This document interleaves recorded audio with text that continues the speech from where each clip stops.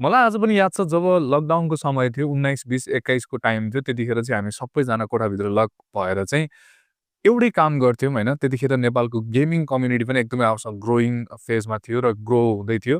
सबैजनाको हातमा मोबाइल थियो र सबैजनाको त्यो मोबाइलमा चाहिँ PUBG गेम थियो अथवा फ्री फायर गेम थियो। सो अनलाइन FPS गेम्सहरू चाहिँ त्यतिखेर एकदमै धेरै र्यापिडली ग्रोथ भइरहेको थियो। अनि त्यो टाइममा चाहिँ मलाई अहिले पनि याद छ हैन, कुनै पनि फोनले चाहिँ एक्सट्रिममा 60 FPS को गेमिङ दियो भनेदेखि चाहिँ त्यो फोनलाई एकदमै बवालै मानिन्थ्यो कि यदि PUBG चाहिँ 60 FPS मा चलेको छ भने। अनि हामीसँग चाहिँ धेरै पैसा हुँदैन थियो। हामी सस्तो प्राइसमा चाहिँ राम्रो परफर्मेन्स दिने फोन खोजिराखेका हुन्थ्यौँ हैन।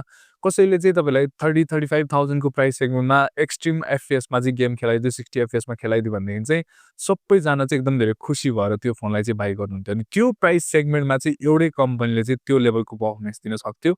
त्यो थियो पोको। यो विषयमा कुरा गर्दाखेरि चाहिँ मैले एउटा कुरा छुटाउनु हुँदैन। मेरो च्यानलको ग्रोथ एकदमै राम्रोसँग भएको पनि त्यही टाइममा हो। अनि एकदमै राम्रो भ्युज दिने र तपाईहरुले एकदमै धेरै सपोर्ट गरेको फोन पनि पोकोकै फोनको भिडियोमा चाहिँ मेरो एकदमै धेरै सपोर्ट देखिन्थ्यो। इनफ्याक्ट मैले यो पनि भन्न मिल्छ पोकोको फोनको भिडियोको कारणले नै मेरो च्यानल चाहिँ ग्रोथ भएर मलाई आज यो स्टेजसम्म ल्याउनको लागि चाहिँ हेल्प गरेको छ। सो त्यो भएर चाहिँ हाम्रो मनमा, तपाईको मनमा, मेरो मनमा, हामी सबैजनाको मनमा चाहिँ पोकोले एकदम राम्रोसँग ठाउँ राखेको छ। यदि म यो कुरामा चाहिँ रङ छैन भनेदेखि चाहिँ एउटा स्टेटमेन्ट म दिन चाहन्छु हैन। अहिलेसम्मकै नेपालमा स्मार्टफोन जति पनि लन्च भयो, सबसे एग्रेसिभ प्राइसमा र मार्केटमा एकदमै हाइप क्रिएट गरेर सबैजनालाई चित्त बुझाउने प्राइसमा लन्च भएको भनेको चाहिँ पोकोकै फोन जस्तो लाग्छ। इभन कतिपय फोनहरू पोको X3 प्रोहरू, यो फोनहरू मैले किन कुरा गरिरहेको छु भने योभन्दा पछि त फोनै लन्च भएको छैन पोकोको हैन। सो लास्ट टाइम लन्च भएको यिनीहरू नै हो। सो तिनीहरूको प्राइस चाहिँ युरोपियन मार्केट, इन्डियन मार्केट भन्दा पनि एग्रेसिभ प्राइसमा चाहिँ हामीले देख्ने गर्थ्यौँ। सो त्यो भएर चाहिँ हाम्रो मनमा पोको बस्न सकेको छ जस्तो लाग्छ मलाई। अनि अहिले पनि धेरैजनाको मनमा चाहिँ पोकोले कहिले कमब्याक गर्छ त नेपालमा भन्ने छ। इभन मेरो पनि मनमा छ पोकोले कमब्याक गरे हुन्थ्यो भनेर। मैले त कतिवटा भिडियो बनाइसकेँ पोकोले कमब्याक गरे हुन्थ्यो भनेर। यहाँनिर म एकदमै स्योर छैन। म यो स्टेटमेन्ट दिन चाहन्न किनभने धेरैचोटि भइसक्यो पोको कमब्याक हुन्छ भनेर लास्टमा कमब्याकै हुँदैन नेपालमा हैन।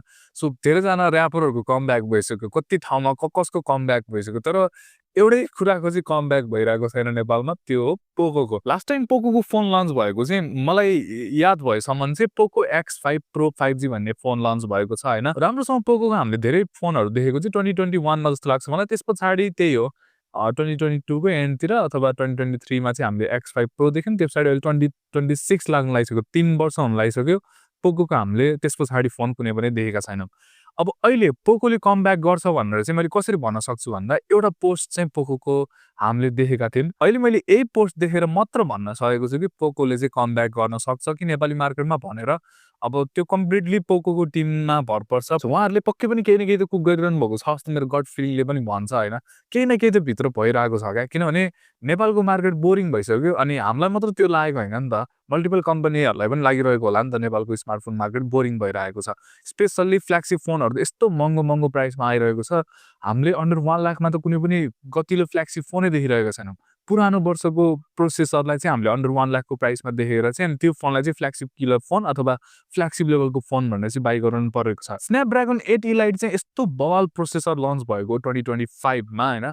तर हामीले त्यो प्रोसेसरको साथमा चाहिँ 1 लाख रुपैयाँ पे गर्छौँ भन्दाखेरि पनि अहिले पनि स्टिल फोन छैन क्या। सो यो त अलि नाइन्साफ भएको जस्तो लाग्छ मलाई नेपाली स्मार्टफोन मार्केटमा। 1 लाखको बजेट हो क्या, 1 लाख रुपैयाँ तिर्छु भन्दाखेरि पनि स्न्यापड्रागन 8 इलाइट पाइरहेको छैन।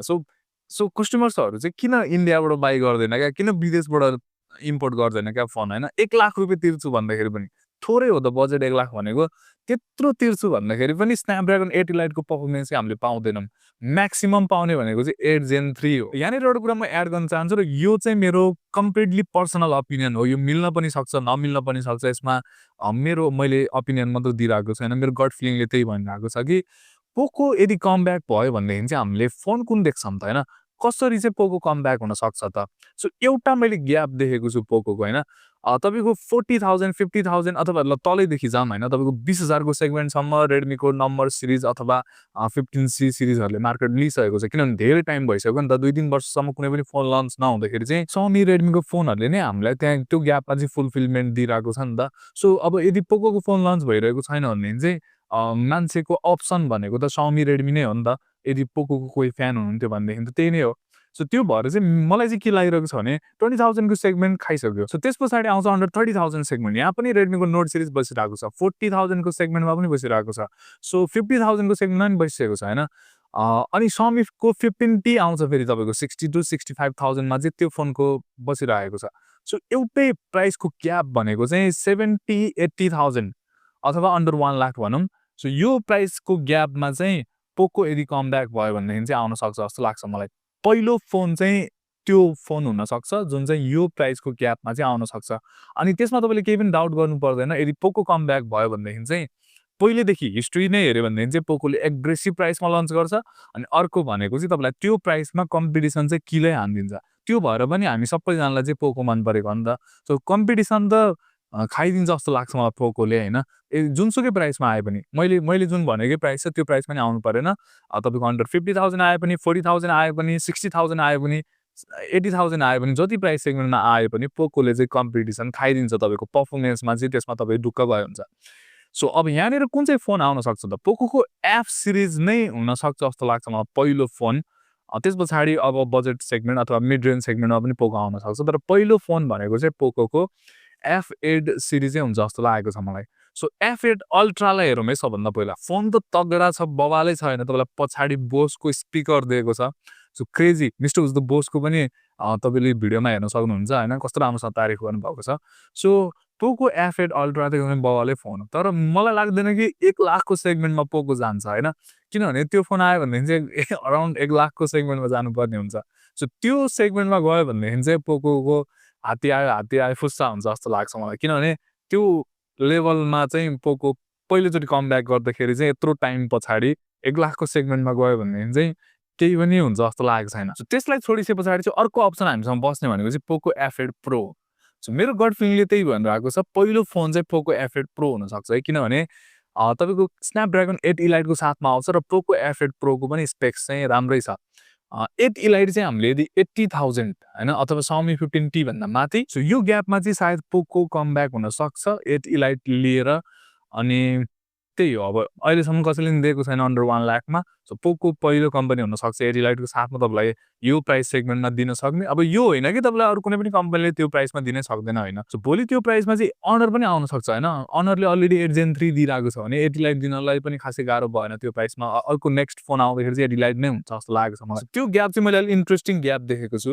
अहिले तत्कालको लागि यदि छिटै कमब्याक गर्छ भने पोकोले अब केही टाइम लगाएर पोको लन्च भयो भनेदेखि चाहिँ त्यस पछाडि तपाईले मिड रेन्ज सेगमेन्ट अथवा अन्डर 50,000 60,000 को सेगमेन्टमा नि पोकोलाई चाहिँ देख्न सक्नुहुन्छ होला। त्यसको लागि चाहिँ पोकोलाई केही टाइम लाग्छ होला जस्तो लाग्छ मलाई हैन। तर के भन्न सकिन्छ र जति प्राइस सेगमेन्टमा जुनसुकै फोन पनि लिएर आउन सक्छ। त्यो चाहिँ मलाई लागेको कुरा मैले मेरो ओपिनियन चाहिँ शेयर गरेको हो। त तपाईलाई के लाग्छ यदि पोकोको F सिरिज आयो भनेदेखि? मलाई चाहिँ इन्ट्रेस्टिङ हुन्छ जस्तो लागेको छ हैन। किनभने 8 इलाइट एकदमै बवाल प्रोसेसर हो। सो गेमिङ फोन तपाईले खोजिराख्नु भएको छ, पर्फर्मेन्स फोन तपाईले खोजिराख्नु भएको छ भनेदेखि चाहिँ F सिरिज एकदमै बेस्ट सिरिज हो जस्तो लाग्छ मलाई। सो जुनसुकै फोन ल्याए पनि पोकोको फोन रुचाउने मान्छेहरु चाहिँ धेरै हुनुहुन्छ नेपालमा। सो डिसअपोइन्ट हुनुहुन्छ कि हुनुहुँदैन भन्ने कुरा प्राइसमा हुन्छ। सो प्राइसमा एग्रेसिभली खेल्यो भनेदेखि चाहिँ पोकोले राम्रैसँग मार्केट पकड्न सक्छ जस्तो लाग्छ मलाई पहिलाको जस्तै। सो तपाईलाई के लाग्छ यो विषयमा है? कुन चाहिँ फोन पोकोले लन्च गरे हुन्थ्यो जस्तो लाग्छ? त्यो मलाई कमेन्ट सेक्सनमा भन्नु होला।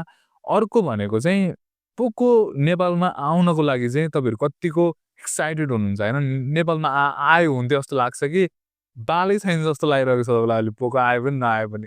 त्यो मलाई तपाईले कमेन्ट सेक्सनमा भन्नु होला। यदि भिडियो मन पर्यो भनेदेखि चाहिँ लाइक गर्नु होला। यदि तपाईले हाम्रो च्यानल सब्स्क्राइब पनि गर्नु होला। म भेट्नेछु तपाईहरुसँग अर्को भिडियोमा।